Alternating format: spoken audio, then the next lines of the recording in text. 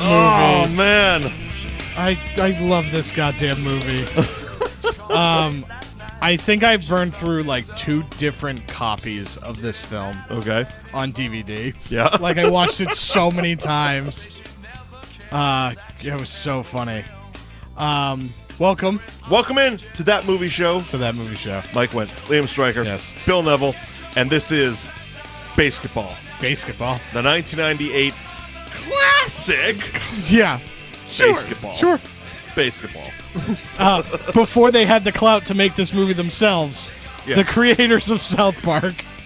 Well, we'll get into it a little bit because it's a collaboration of the people who made The Naked Gun Yeah. and Airplane Yes. with the creators of South Park that Yeah. brought together this classic of cinematic history.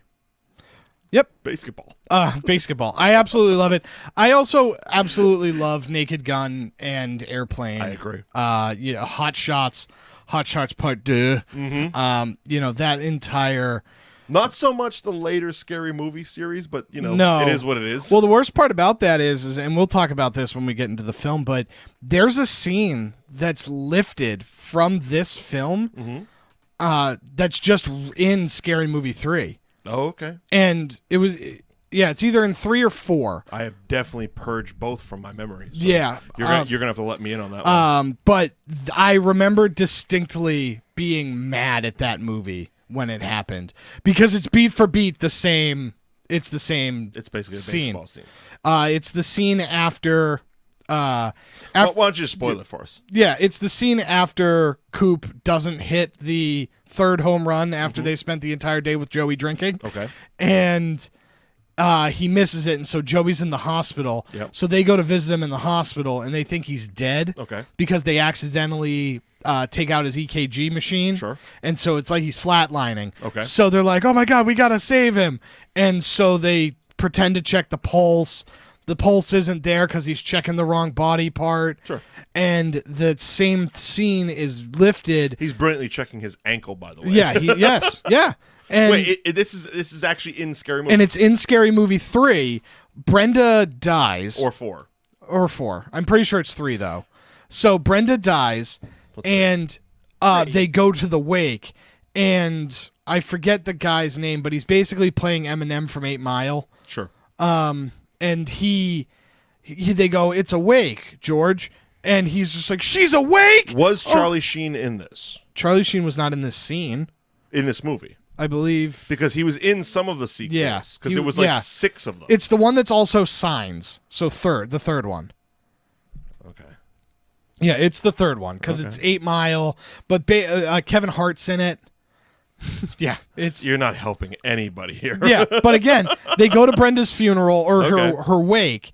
They say to the character George, Because Brenda is Anna Faris's black friend. yes, Okay. and they go, she's awake. It's awake, George, and she goes, she's awake, and they recreate that whole scene where he Played by tries Regina Hall. where he tries to resuscitate her, Right. and it doesn't it doesn't work. All right. I'm going to pull up the IMDb's just for shits and giggles of Scary Movie 3 and 4. Yeah, I'm pretty sure it's 3. Because that's what everybody wants to hear when they're tuning in for this BASEketball episode. Yeah, it's 3. It's okay. It's 3. 3 opens with Jenny McCarthy and Pam Anderson. Yep, and that The I- scream scene? That I remember. Yes, the scream yeah, scene. yeah, and so And, the things that Charlie Sheen and Denise Richards are actually in this. yes, film. and it's about signs. Signs is a major part of it. Including Jeremy Piven. Yep, and what's his name is in it? Oh, yeah, that guy. Leslie Nielsen. Well, yeah. I mean, the Zuckers have to put Leslie Nielsen in literally everything. Right. Anything they can. I was shocked he wasn't in this movie. Right. But yeah, that scene is lifted wholesale from this film. Kevin Hart was not in this one. No? Nope. Then I'm thinking of somebody else. Eddie Griffin and Anthony Anderson were. I'm thinking of Anthony Anderson then. And you're right about the Eminem guy who was Simon Rex. Yes. Yes. Yeah. All right. So now we covered that. Yeah. Scary so Movie now- 3. We never have to do that movie again. Yeah, no, we don't have to do it. Very, very good. BASEketball. I love BASEketball. I love BASEketball from top to bottom. Like I said, I've watched this movie so many times that it's just from top to bottom so funny that there are jokes in here that I find to be hilarious that are throwaways that don't hit with anybody else. You just mentioned one to me off air that didn't even resonate at all. Yeah, that's how many times I've seen this movie. So basically, the film starts.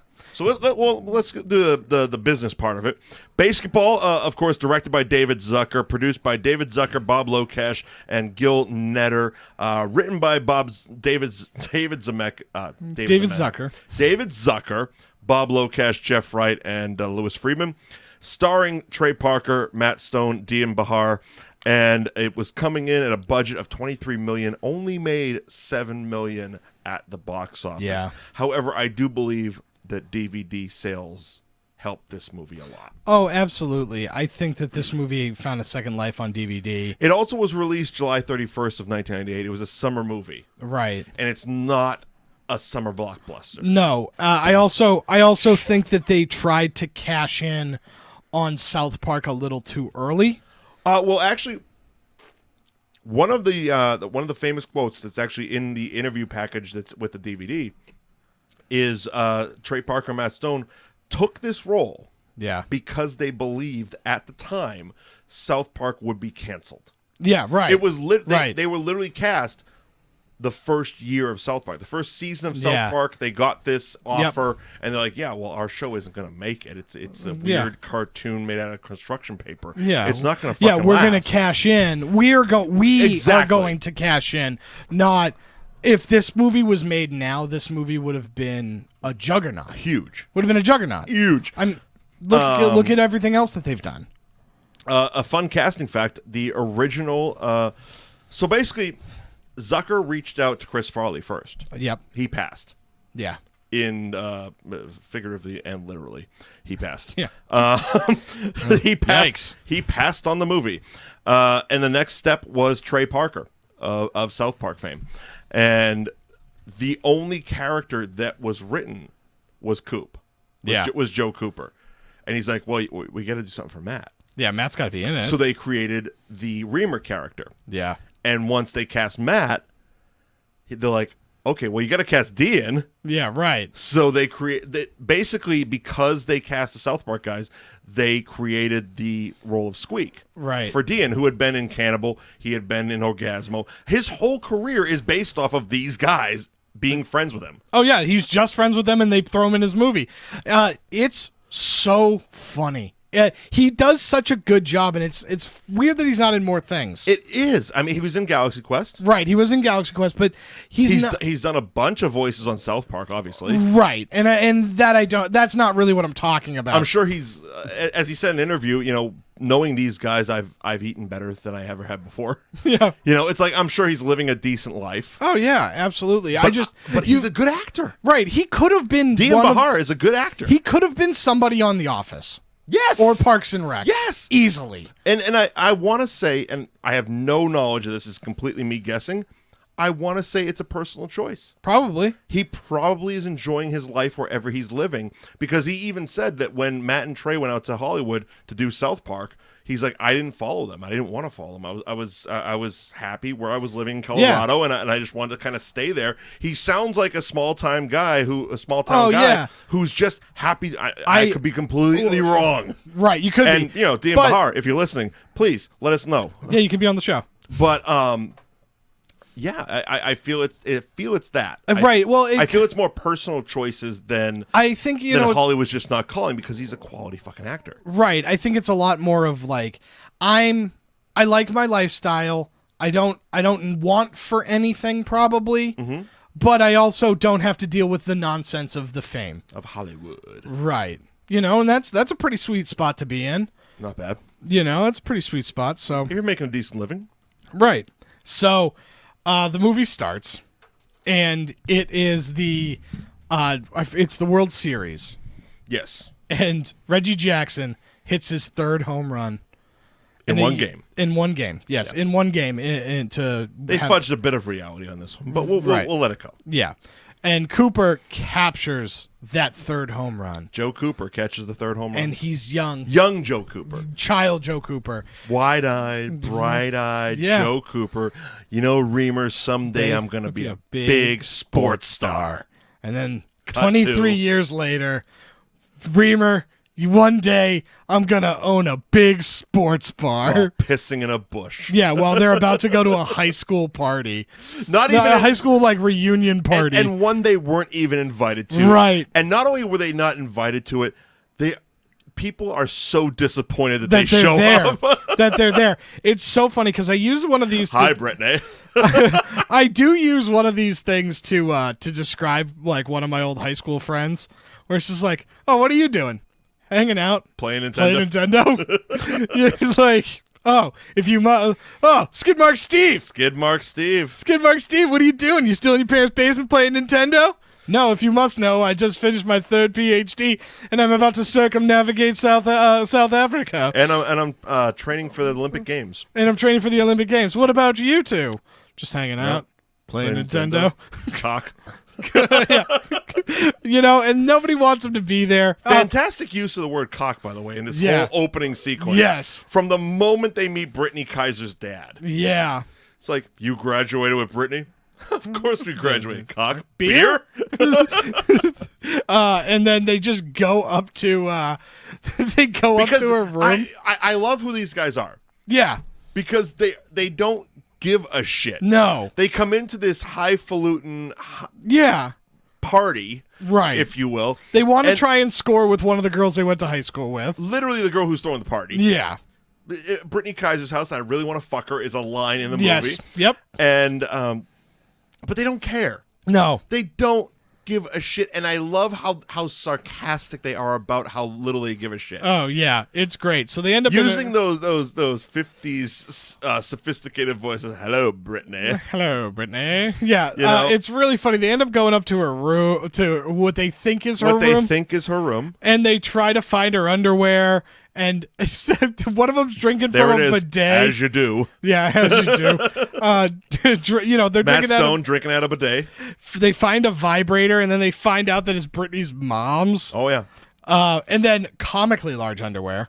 Large underwear. Matt Stone finds out as he's swallowing the vibrator. Yeah. Basically, he's licking the shit out of that thing. He finds out it's his mom. What I do like about Matt Stone's commitment is...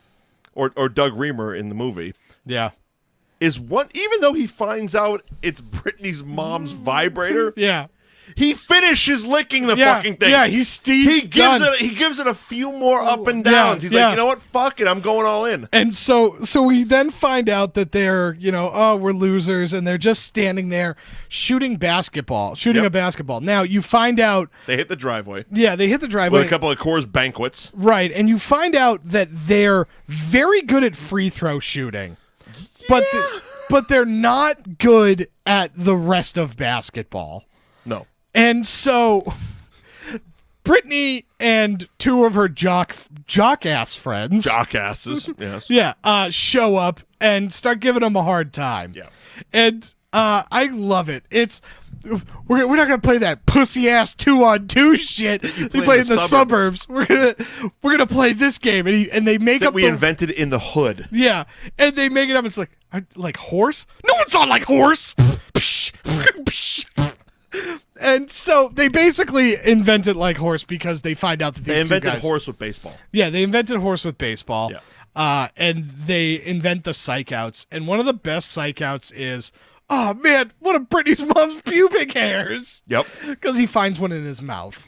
And a brilliant way they discover it is he's literally taking a sip of beer and just spits it at the guy. Yeah. That's the first ever psych out in basketball. Yeah. Just spits a beer at him. You can't do that. No, we can do whatever we want in the hood. Yeah.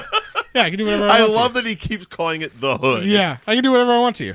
You two Colorado white boys claiming the hood. Oh, it's the best. Over and over again. Oh, it's the best. One of you has the biggest Jufro ever. And the other guy couldn't look more California. And is so blonde frosted tip motherfucker. Yeah, I know.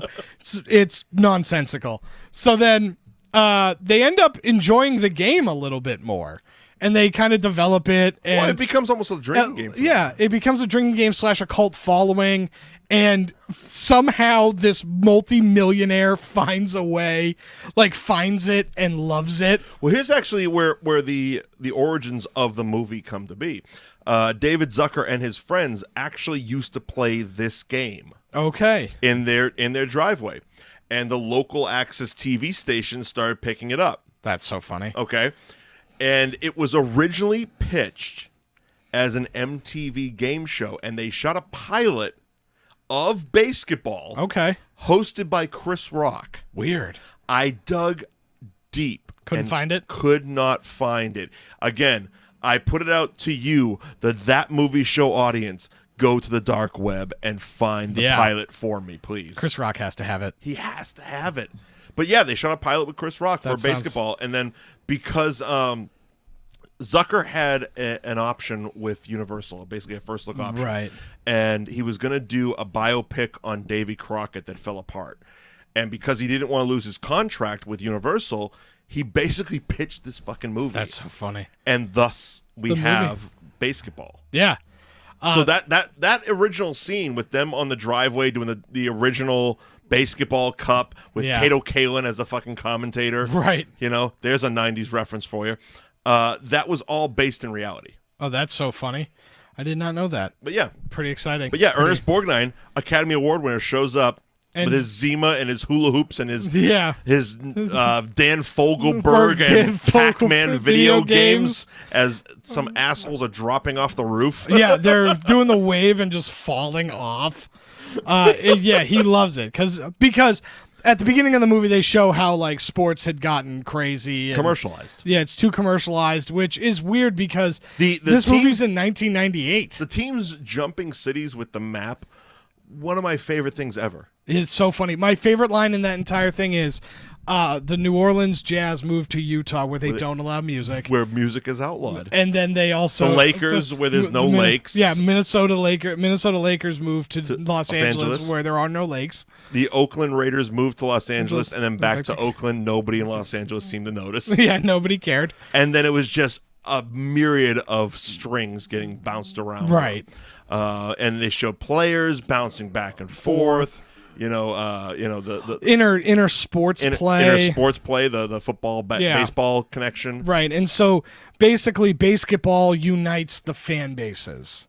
It goes back to the roots. And so the big thing is that there are rules where there can't be corporate tie-ins, and there can't be. It basically outlaws. It's pure. Right. It outlaws a lot of what the issues with major sports are. Mm-hmm. And that's where we get Marquis Solomon, which is a very local reference.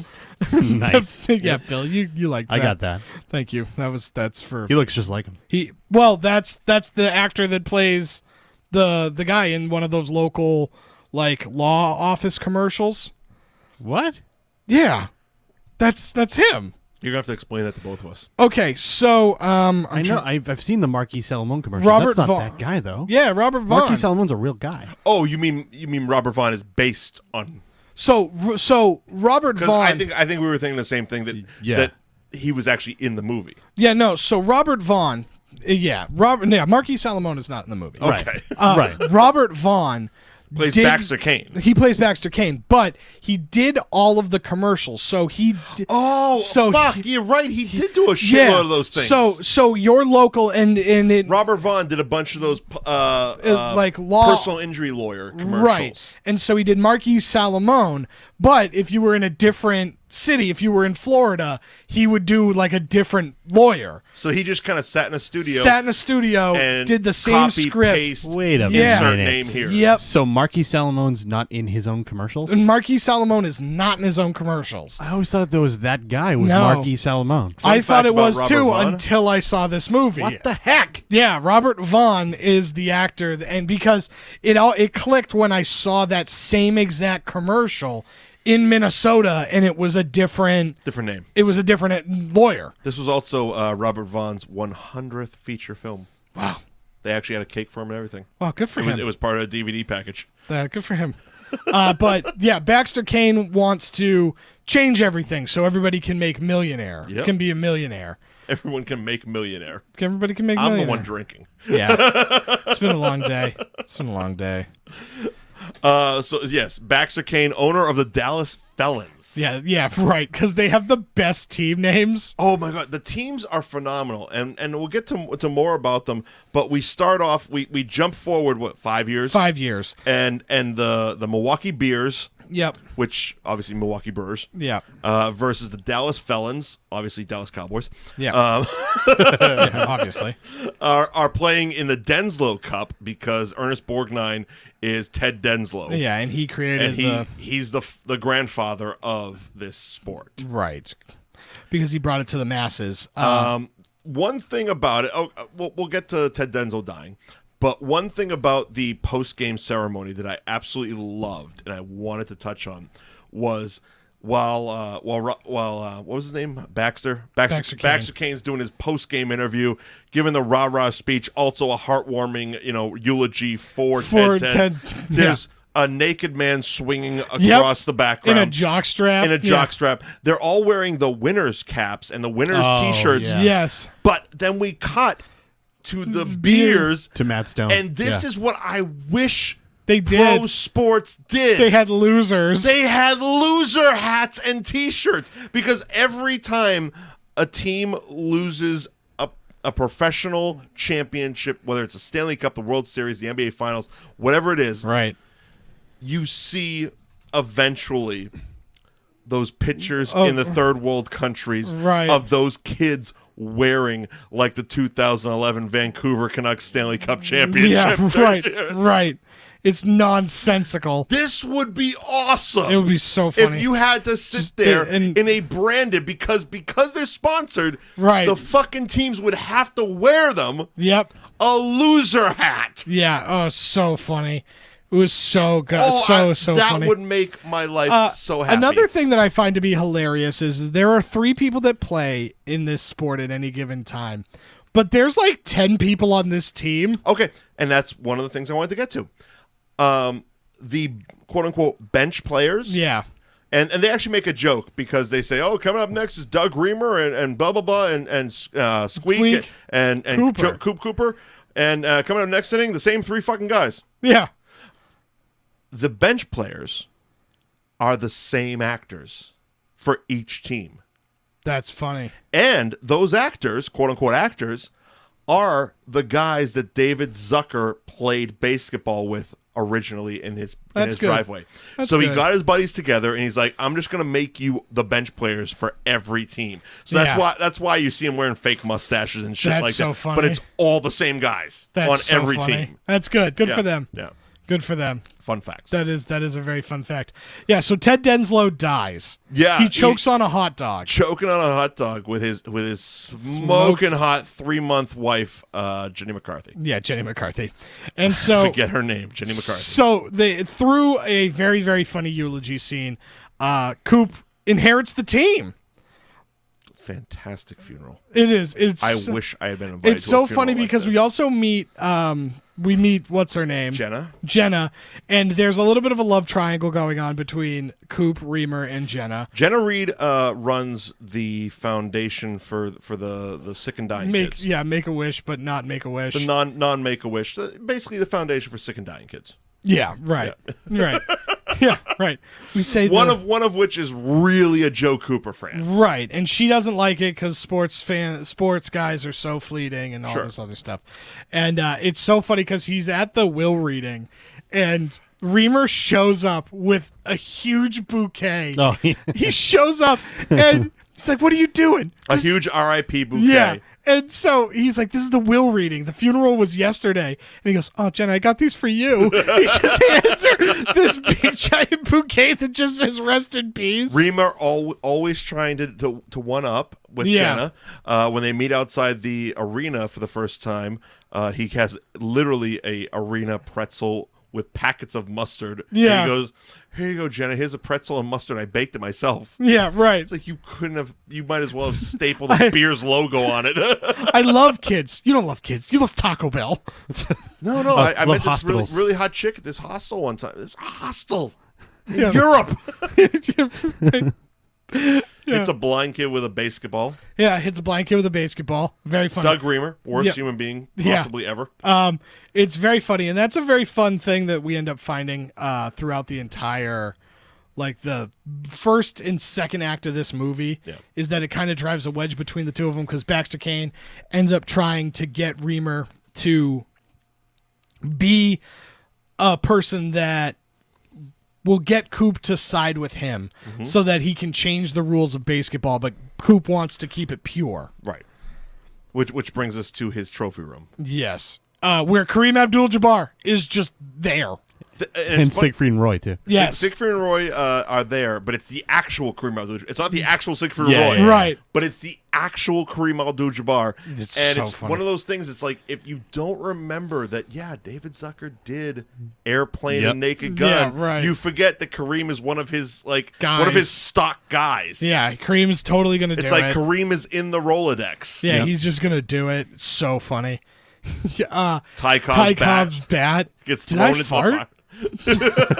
Did I fart? One of the best lines that keeps getting repeated Yeah. over and over. Every single time Baxter K can't handle something, somebody just goes, "Did I fart? Did I fart? Did I fart?" Remer can't break $20. Yeah. I mean, I know we're jumping way ahead. Right. Well, there's a lot of weird nonsense that kind of happens in the middle. Yeah. But that's the big thing. The big thing is that he's trying to force them apart, and for the most part, it does end up working. Remer ends up getting fancy and starting to like have his own clothing line and stuff through like. So we're jumping right into that. Yeah, might as well. All right. So Dom. His name is Doug Remer, by the way. Yeah. And Baxter's like, Dom. May I call you Dom? He's like, no. I'm like, Dom. Yeah. And he the best part is he continues to call him Dom rest of the movie. Yeah, whole movie. Every interaction is It's Dom. Yeah, he does not get his name right. So he can't break $20. So he issues he basically pitches him this idea for expansion and clothing lines and stuff. And how everything. Yeah, basically just turning it into a regular sports league. Right. And at first pitch, they're reluctant. Yeah. Then they I don't want to jump too far ahead because this happens after the hospital scene. Oh yeah. It does. It does. All that does happen because he pitches Trey Parker first. He pitches Cooper first. Yeah, and Cooper says no. And Cooper's like, just fuck off. Yeah, no, that's not why we do this game, and that's my favorite like throwaway line that nobody talks about. No, this is what you said. Yeah. And so he says that no, this goes against every reason we created this game in the first place. And it's so funny because at the beginning of the game, the movie, they create this game to win $50 and show up a couple of fucking like to try to get laid. Yeah, just to try and get laid, not to like save sports. There was no pure sports aspect at all. It was a drunk pissing in a bush that wanted to own a sports bar, get $50 and bang some hot chick from high school. Yeah, right. That's literally what it was. That's the reason they started this game is to we don't have $20. So, how about $50? We don't have $50. We don't have $20. We don't have $20. But that's why, and it's that tickles me every time. And I know it's just because I've seen this movie so many times that dawns on me. But that always gets me. And so they also go on the road trip. The road trip during this scene, and we find the informants. And there's just so many. The teams are fantastic. They really are. are. The Jersey team is informants. amazing. Yeah. With that guy from Lost and from Force Awakens on it. I forget his name. Yeah, I also want to say he's like J.J. Abrams' like good luck charm. Right. I forget his fucking name. I'll find it on IMDb while you talk. Yeah, and so they have that one. They have the ferries. Yeah, the San Francisco ferries. The San Francisco ferries. The How Alamos. to speak San Franciscan. Vagina. Yeah. That wasn't a gay joke. That's not a gay joke. It's an Australian joke. It's not a gay joke. It's an Australian joke. They did the Alamos. Area 51 aliens. Roswell aliens. Roswell on anal probe night. Yep. Shocking. It's really funny how everything is a night. Yeah, of course. There's always a night, which is That's minor league sports for you. yeah, right. Greg Grunberg Yeah. was the guy I was thinking of. Was he the cop in Heroes? I never saw Heroes. You would recognize him though. Yeah, I think He was like I said, he's J.J. Abrams. Who was he in Yeah. Force Awakens? He was a pilot. Yeah. Oh, okay. Let me I'm pretty sure he. Did you ever see Heroes? pull this up. I'm pretty. This guy. Oh, okay. Yeah. Yeah, that's exactly that what I was guy. thinking of. Yeah. Yeah. He was part of the informants. Right.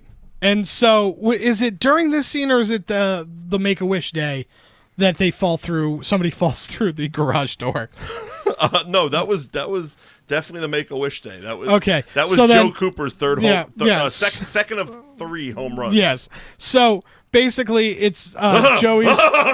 It's Joey's like dying wish because He had a few. He had a few. He had a few that didn't really pan out. I want to have Somewhere not so nice. Yeah. He wants to have sex with Chelsea Clinton, That's the least of the problem. which is the funniest thing. He wants to throw flesh-eating piranhas into a swimming pool. public swimming pool. He wants to go big game hunting like Big a game panda. hunt. Yep. Yeah, but it's Bald so eagle. Yeah, He wants to kill a bald eagle, eat a bald eagle. Yeah, and it was just like, nope. Then I want to spend a day with the beers. Yeah. And so they Which probably is worse than any one of those things. Yeah, right. And it's so funny because they end up going and doing a shot while watching Jerry Springer. Fun fact, I actually remember seeing that Jerry Springer on his first run. Oh, really? Yep. I remember that because I remember watching this in the theater in '98, and I remember like, holy shit! I remember that. That's pretty funny. I saw that exact Jerry Springer with the black family, and it's not my daughter-in-law. It's my husband's. It's my son's wife or some shit like that. That woman I remembered. That's so and funny. they fought all half hour. That's so funny. The whole fucking half Yeah. hour was just brawling. There's also a really funny thing in this because they're still competing for Jenna's affection. Yes. In this, and at one point They're just mowing the lawn, They're mowing the yeah. lawn. They're Why bagging the can't leaves. we be friends? changing the oil. Yeah, it's so funny. They end up at the bar and they're drinking, and it's so funny because Remer keeps upping the home runs. Yes. Yep. Because it starts. Can you just hit a home run for me? Cooper we're talking about. Fucking 3 home runs. And he's like, Do another shot of tequila, kid. And he's like, can I talk to you for a second? And then it's just the background. He's just slamming his head with the bar door. Yeah, Joe's a major dude. Oh god, so funny. While Squeak starts hitting on the tranny. Yeah, and this is where we get the tranny. Yeah. For the first time, dude, that's a dude. Yep. That's Look at her soft, supple Adam's apple. But so we end up at the game. They're shit faced. oh yeah. They're absolutely shit faced. And Cooper hits his second of 3 home runs. Yep. And it's really funny because he falls through the garage door, and it's just somebody's garage. It really is. It's so funny to me. The fact they didn't just make it an empty prop door. Right. But they dressed the inside of the garage. Inside the garage. It's just somebody's garage. It was like a paint can. Yep. And it's very funny. And so he ends up missing the 3rd home run, obviously. And that gets to the scene that they ripped from a Scary Movie that we talked about earlier. Yep. And By the way, and I watched this today on DVD. I had no idea until this scene how intricate the surround sound was in this movie. Oh, really? The shocks from the paddles that George Clooney uses. Yeah. Get the George Clooney hard Get paddle. the George Clooney paddles. The George Clooney hard paddles. So when he zaps him, the goddamn zap went in all 7 speakers. Really? That's It went cool. zzz, zzz, zzz, zzz, like all around. And I'm sitting there like, wow.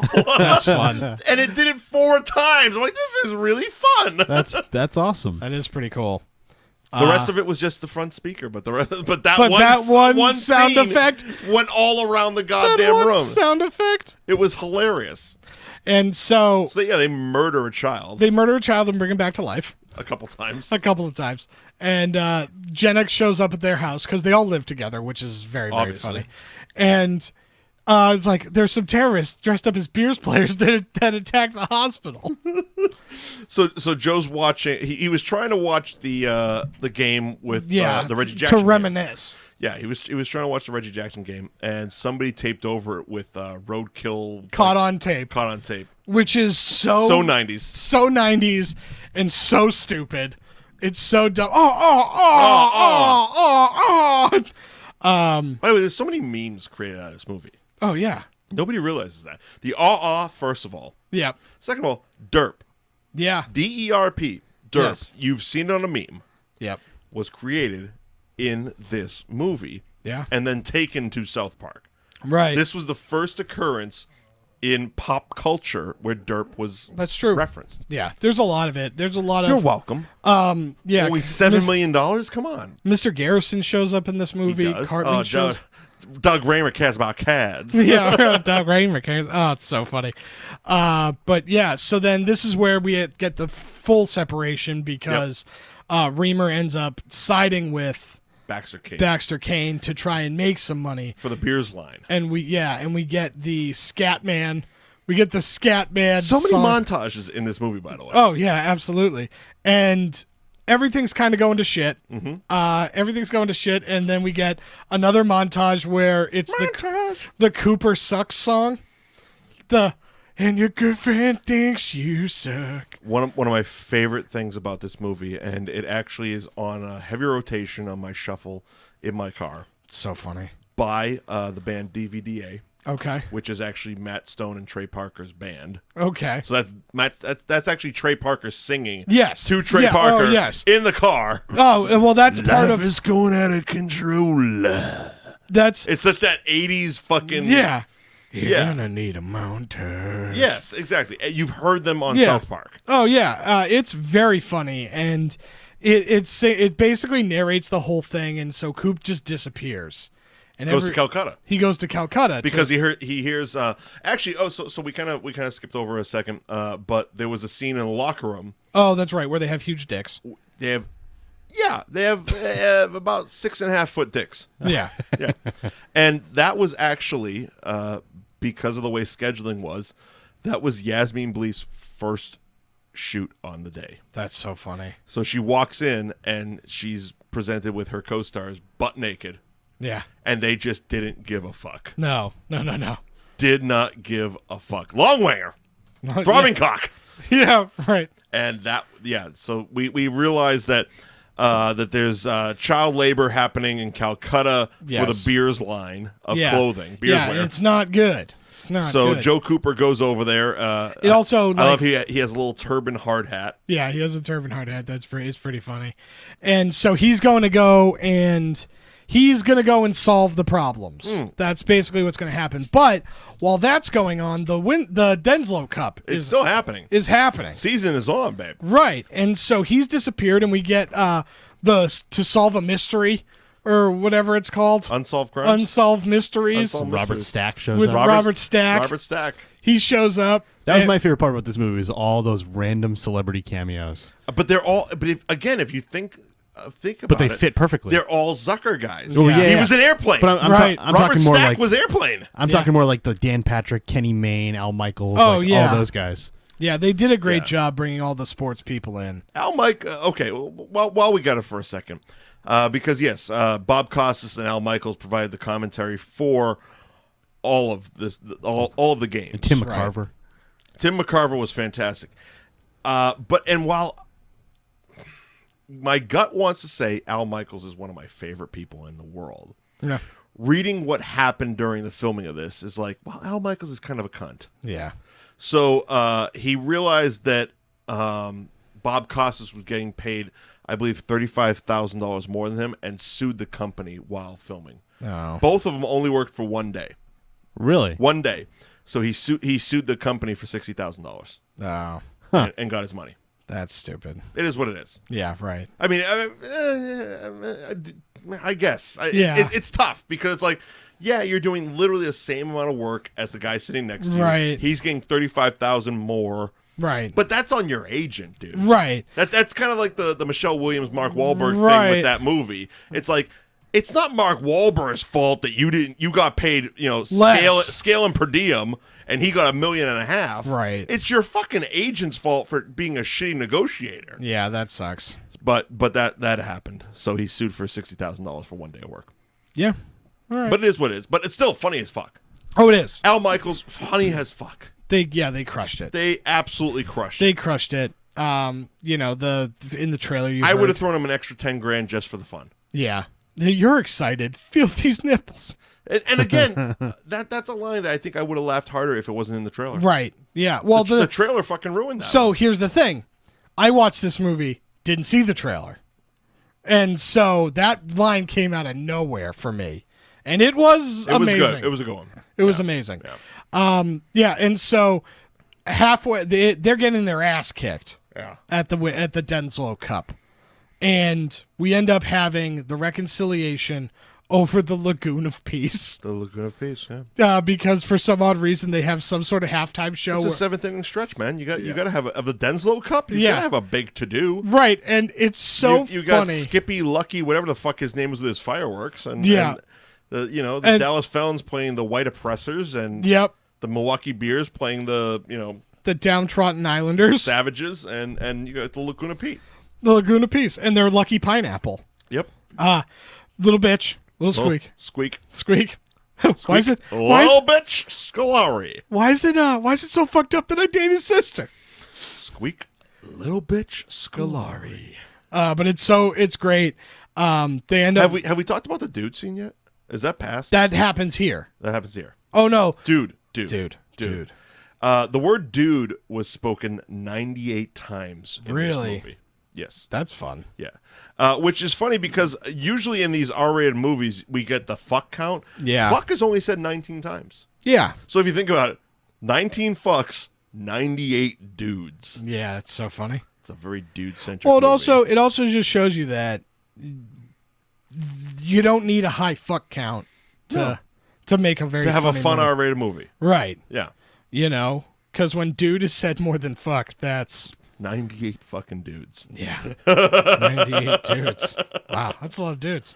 There was a lot of dudes in that one. That's a lot of dudes. It says, let me see. I think it said 21 times in this exact conversation. Dude. Yeah.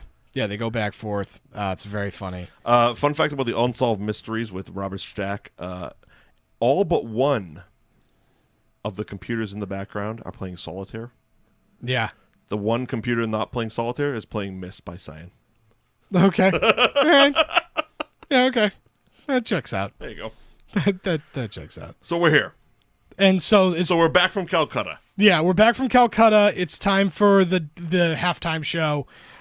Basically, there's a huge speech by Little Bitch Squeak Scolari. I think we haven't talked about Jenny McCarthy enough. Yeah. Well, she was fantastic in this. She was fantastic in this. That's a bold statement to say Jenny McCarthy was fantastic in the movie, but she was fantastic in this. She was. Well, the sexual innuendo with her character. So great. She was great. Yeah. The sexual innuendo laying with her carpet, character. polishing the trailer hitch. Yeah, the buffing the lobby. Buffing the lobby. If you know what I mean. Fucking awesome. It's unreal. It's so and funny. she nailed it. Yeah, she did a very good job. Nailed it, including pulling Ty Cobb's autographed bat out of the fire and saying, "Did I fart?" Yeah, did I fart? Fucking God bless Jenny McCarthy. Yeah, and then at the end, Jenny McCarthy Wahlberg. And then it's so funny at the end of that movie where she just goes, "You know what? I just realized I don't fucking like you. Kiss these puppies goodbye." Oh, it's so very funny. And then ends up with Remer at the end again for no reason. As we mentioned upstairs, the use of comedic tongue kissing is awesome. Awesome.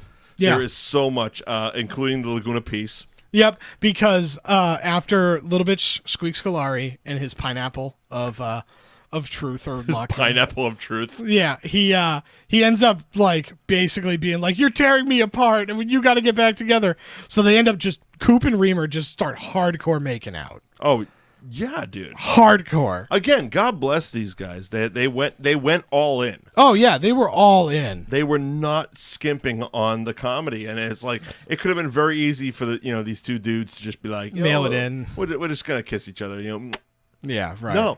No, we're gonna go for it. They tongued the fuck out of each other. Yeah, they fucking went for it. Like, I'm watching that, and I'm thinking to myself, okay, as an actor, could I do that? Yeah. God, I'd really have to really go for that. Yeah, you gotta really do it. You gotta really like your dude. A couple extra zeros on that one. Right? Yeah. I mean, they really went in on that one. Yes. Best friends going tongue to balls. Tongue deep. Tongue deep. Yeah, and so then after that, they've reconciled and everything's great. And we have the comeback. They mount the comeback against the Dallas Felons. I believe it's called the Seaman back. Oh. Yeah, I botched that one. Yeah, it's okay. I'll take that hit. Yeah, sure. Sure. Sure. Keep going. Yeah, the joke didn't land. Sorry. Yep, nope, not at all. Yeah. I knew it when I said it when I started Yeah. Good. Come back. All right. Good. So this is when we also get the end of the Unsolved Mysteries, and Jenna realizes that Cooper's a good guy because We still have no fucking idea where this guy is. Yeah, even But the Unsolved Okay, let's talk about the Unsolved Mysteries before we jump to the end of the movie, because this is basically the end of the movie. Yeah, it is. The Unsolved Mysteries, one of my biggest laughs is when he says, and now from so-and-so, a nosy bitch down the street. Yeah. And I'm just like, God damn, that's funny. Yeah, right. I also Coop left with a steamer trunk and a bag of weed or something like that. Yeah. God damn, that's funny. It's so funny. I also, if I could be his girlfriend, I'd love him. And just They throw water yeah, up. Oh God. Yeah. I would kiss him passionately by the river. Yeah, he just goes on this tirade about how great of a guy he is to just get Jenna to realize that she loves I him. don't care where he is. I hope he's hanging by his fucking net in the closet. Oh. This is Scenario a reenactment. one. Yeah, Coop is hanging by his fucking neck in the closet, and it's just some old dude smoking. Yeah, right. He's clearly okay just smoking. It was so nonsensical. If you want to find Joe Cooper, you find the most vile displays of children ever. Scenario 2. Coop went to Disneyland. Thanks, Universal. We appreciate that one. Yeah, what a shot. Wow, Universal can't stop fucking with Disney in the 90s. Yeah. And We had the Jurassic Park thing last time, which is, by the way, available in the archives. Yeah. NewAgeInsiders.com. Right. And now this. Well, I talked about this on Universal keeps taking shots. They do, which What is that says to me, you always take shots at number one, baby. Yeah, Disney, bitch. Yeah, you gotta shoot. You gotta shoot up the mountain. Well, I talked about this on For the Pops, which you can listen to right now. Go on. For the Pops, Universal Studios in Orlando, they don't own any of the properties that are in their fucking theme park. No, and they're getting rid of the ones that they did. They got rid of Jaws. They got rid of Back to the Future. Right. They got rid of because they don't own Harry Potter. No. They also don't own Nintendo, which is going to be huge for them. No, I always find I always find it funny when Harry Potter airs on Disney Channel. I know, it's very funny. It's on. Really? Yeah. Because they got that big ass land across the street there, bro. Yeah, it's just making you think and associate. But so it ends. So we're at the final out of the Denslow Cup. Yeah. And lazy Denzel Cup V. Yeah, Denslow Cup 5. We're only 5 in. He calls it Denzel Cup V. Yes, he does. Al Michaels. Yeah. The other part that we haven't talked about is Lazy Boy. We've never talked about Lazy Boy. We don't talk about the fact that Dale Earnhardt plays the taxi driver For no reason. in pretty much his only movie appearance, Ever. and he's playing himself. Yeah. He's just. I think he died a couple years It later. was 2001 he died, so it was 3 years later. Pretty much 3 years later. Yeah. Wow. But yeah, Lazy Boy, he basically makes a basketball-baseball out of. He makes a basketball-baseball out of a leather chair, out of the couch, which is very funny. Fun fact about the press tour, they did it in Lazy Boys. Oh, great. So the bonus features on a DVD, all the interviews, they're singing Lazy Boy chants. Great. There you go. And then little Joey shows up with his own custom-made Lazy Boy ball. Yeah, because he's his hero. He's his hero, and we get the sports cliche movie at the end. It mirrors the championship game that Denslow found them playing, where it's the fake or the almost double play into the conversion for the win. Yeah. And so we have the happy ending. Apparently, the celebration salute that Remer, Coop, and Squeak do after the Bears won the Denslow Cup is called the Mile High Salute. It was based on the Denver Broncos. Yes. Because obviously they're from Colorado. Colorado. Big Broncos fans. Yeah. Yes. And so And then we finally get Coop gets the big appearance. he gets to meet Reggie Jackson. Reggie Jackson of Naked Gun fame. Yes. Oh, yes. Yeah. See what I mean? They're all fucking Zucker guys. Yeah. They are. Every time you're like, wow, good get. It's like, no, dude, he was in his phone. Yeah, he called him. He had him. He had Kareem and Reggie on the fucking jump. He's Yeah. like, I need you. Yeah, I need you in this. This movie's gonna make only $7 million. I need as much as fucking star power. Yeah, as I could possibly get. It's also really funny because he talks about Reggie Jackson. Coop talks about Reggie Jackson earlier in the movie, and he refers to him as Mr. October. Yep. And then the Chippendales calendar, he goes, "No, that was Dwayne Zackamore." Dwayne Zackamore from the Chippendales calendar, yeah. Which is so funny. Good reference. Great reference. It would only be better if, and I don't know if this is true, but if that was the character from the SNL sketch with Chris Farley. Oh God, I wish. Do you know how? Let me Google real quick. Because I also have never Googled Dwayne Zackamore, but I assume that it's a real Chippendales dancer. Whereas it would be so goddamn funny if Dwayne Zackamore was Chris Farley's character from that Chippendales sketch with Patrick Swayze. Keep going. Oh, yeah, well, that was it. That was it on that. Oh, okay. But so Reggie Jackson, he ends up meeting him, and he hands back Deflated Lazy Boy. And he's like, "Here, you want to hold on to these things?" And he goes, "I got the first 2 home runs, but some wretched little shit got away with the third one." And he's just like, "Oh, man, that sucks. I got to go back and celebrate with my team. Hey, Coop." And Coop just turns around and screams, "I don't have your fucking ball! I don't have your fucking ball!" It's so goddamn funny because, of course, he does. Have a good day. Have a good day. Let's grab a hot dog soon. Oh, God, it's so funny. I think Dwayne Zackamore is just a made-up name. Yeah, probably. It looks that way. I'm not getting anything on it. Yeah, I would assume so because it was either going to be Chris It Farley, be there or not. But yeah, it's not. Yeah, so it's not there. That's unfortunate, but yeah, and so they end up going around the around the track, and everybody celebrates with the trophy. Everybody makes out in the end. Squeak gets his transsexual lover. Yep. And everybody goes home happy. Trey gets a Yasmin, please. Yeah. Yasmin, please. Very fun, and Love then it. yeah, and then the movie. And one of the rare comedy post-credit scenes. Did you know about? Oh, look at his face. Oh, Mister, I've seen this movie a million times. I don't think I've ever watched through the credits. Doesn't know there's a post-credit scene where Bob Costas and Al Michaels make out. Okay, no, I did know that. Okay. I did know that. Dude. Yes. Dude. They reenact the dude, and then they just make out. and then they make out. Yes. So you did know that. Have you seen it, or did you Google it? No, I've definitely seen it before, but I definitely haven't seen it often. I definitely forgot that it was a thing. I bet he saw it on IFC where they moved the post-credit scenes up to the front of the credits. Maybe. Probably. Probably. BASEketball. 1998. Gotta love it. I love it. I'm also a huge fan of the movie that was right before this with these two. Orgasmo. I am a huge fan of Orgasmo. I actually watched it a couple weeks ago on my deck. Yeah, we're gonna have to watch Orgasmo on this. Yeah, we're gonna have to do Orgasmo. There is very few things about Trey and Matt that I am not a fan of. Like, right. I'd have to think really hard to think of it. Yeah. Cannibal the Musical. Very fun. Their first movie out of college. Awesome. Bought by Troma. Yeah. Orgasmo, their second feature film. Fantastic spoof on Mormons, and basically it was almost like the catalyst of Book of Mormon. Yeah. Also involved in the porn industry. This movie, BASEketball, obviously South Park. Book of Mormon I saw last year at the Wang Center. Team in America. Boston. Team America. What I do find about Matt and Trey is because they're so and this is just me spitballing on their thought process. Because they're so comfortable with their South Park schedule. Right.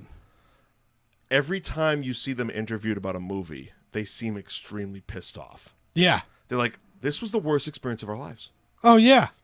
Yeah, because it's like, oh, we got to like work really, really hard. I mean, this movie alone, there was interviews on the DVD where they talked about, because they thought that South Park was going to be canceled. Right.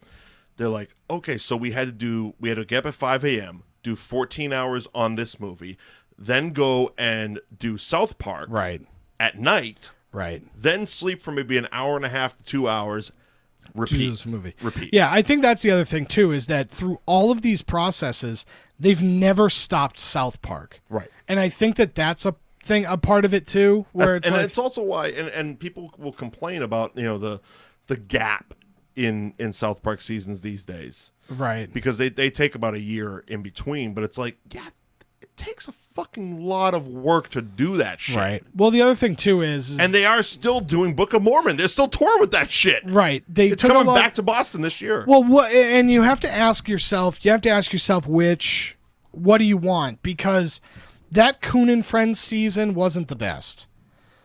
It wasn't the best, and when they were like really making Book of Mormon and really like touring with it and everything. Well, they've also said that they're when they try to do like story arc seasons, right? Like the one they did with Trump, with Mr. Garrison. They're like, yeah, that didn't work. No, we're better off doing one-off episodes and just doing pop culture-y type shit, right? Instead of like trying to build a whole story arc across a season. Right. That's not their it's forte. Not it's just not. It's not their forte. But they definitely, there was a dip in quality when they were focusing on Book of Mormon. You can tell, exactly. Yeah, and then Book of Mormon was on its own, and it was standing up, and it was fine, and you saw them reinvest, and they that's won fucking Tony Awards. Oh yeah, yes. They were nominated for an Oscar for the fucking movie with the song. Yes. I mean, let's talk about that for a second. I mean, they had Robin Williams sing Blame Canada on the Oscar. Yes. The actual Oscars. Yeah. Because they were nominated for it. Yep. If you haven't seen it, go fucking YouTube that shit. It's Robin funny. Williams singing Blame Canada from South Park Bigger, Longer, Uncut. It's fucking phenomenal. It's very funny. And so, yeah, they're very good at what they do when they put their mind to it. Right. You know, and I would love to see more movies. But, you know, they decide... contracts are what they are. Right. And money is what it is. Right. You know. Well, and it's also... I mean, even after when they did Team America, they would just... I remember seeing, like, when they did press after it, they're like, I never want to do a fucking movie again. Yeah. Because the puppet shit took so long. Oh, yeah. Well, I also like, you want to talk acting in BASEketball. This is now... Yeah, well, I think the puppetry, I think they weren't... 26-hour days. Yeah, I don't think they realized what that was going to be like. You know, they thought it was going to be funnier and easier, but... It wasn't. It was not. It was funny. Oh, it was a very funny movie. Very funny movie. But Yeah. easy? No, I would not wish that on my worst enemies. Yeah, no. So, there it is. BASEketball. BASEketball, we will be doing more of the Trey Parker, Matt Stone variety on this show down the road. Let us know what you think about it, and let us know what you want us to do next. At Mike Wendt, at Liam NEI, at Bill Neville. But coming up next week, because July 4th is one of my favorite holidays, we're going to do one of my favorite fictional holidays? Sure. The Purge. The Purge. I am a full-on proponent of The Purge. I think it should be instituted. I think it should happen. I think Donald Trump is the guy to institute it. He's the right guy. He's got enough of the downplay that we can absolutely get the Purge going. Okay. So we're going to get Donald Trump on the show next week. Yes, that's the big get. That's the big get. We got him on the show, the President of the United States. Here's the thing. We need your support. So tweet at Donald J. Trump and tell him to come on that movie show and talk about the Purge. Wrong graphic, Bill.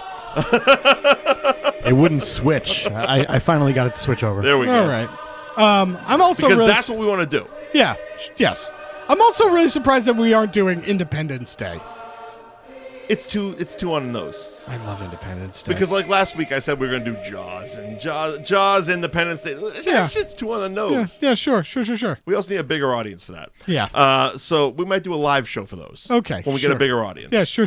We'll do that. But this week we're doing The Purge. Excuse me, next week we're doing The Purge. But we need you to, like I said, tweet at Donald J. Trump and get him on the show. That movie show to talk about the new America, The Purge. Yes. What we can do to purge America on that movie show. Bye, everybody.